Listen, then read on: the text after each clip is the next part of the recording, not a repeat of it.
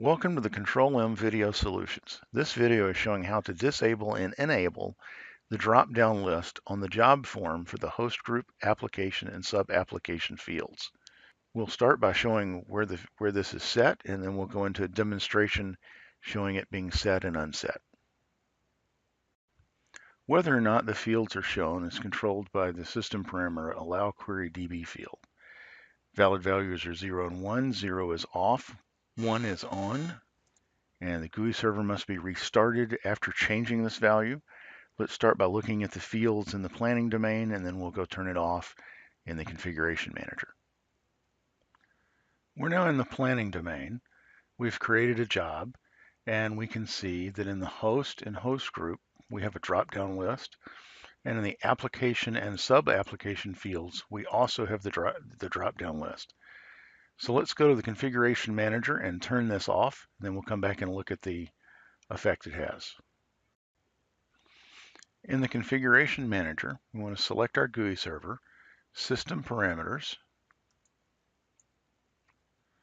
advanced, and in the name, we want to type in the value, allow query DB fields. It's set to 0, or set to 1. Let's set it to 0. Save it. Close. And now we have to go to our GUI server and recycle it. We'll wait for it to come back up. And as soon as it comes back up, we'll log back in and go look at the effects it has on the job. So the GUI server is now recycled. We logged out and logged back in, opened our job back up. So let's go see for the host and host group, we get a blank box with no values in it. And for application and sub-application, we get the same thing. So it's very easy to turn it off so that these values don't display. It's very easy to turn it back on again. So let's go back to the configuration manager and turn it back on, enable it, and then we'll come back and see what the effects are.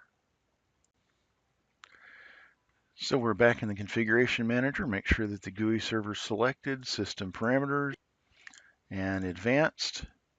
And then we want to type the name in again and double click, set the value back to 1, save it, close it, recycle the GUI server.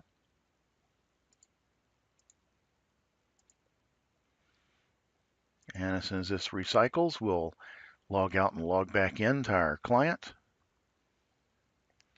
All right, so now that we've set the value back to 1 to show the list, we've got our back into our client, we've got our job open, and if we check our host group, it has values, and application and sub-application also has values. So these values are populated from the values that are typed into the fields and then saved and are checked in. So if you have a requirement to not show these, this is how you change that. And if you need to change it back and show them again, it's very easy to go back and forth. So this concludes this video. Hope you found it informative.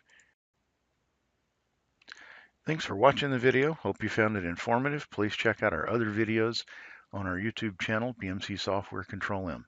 Thank you for your time.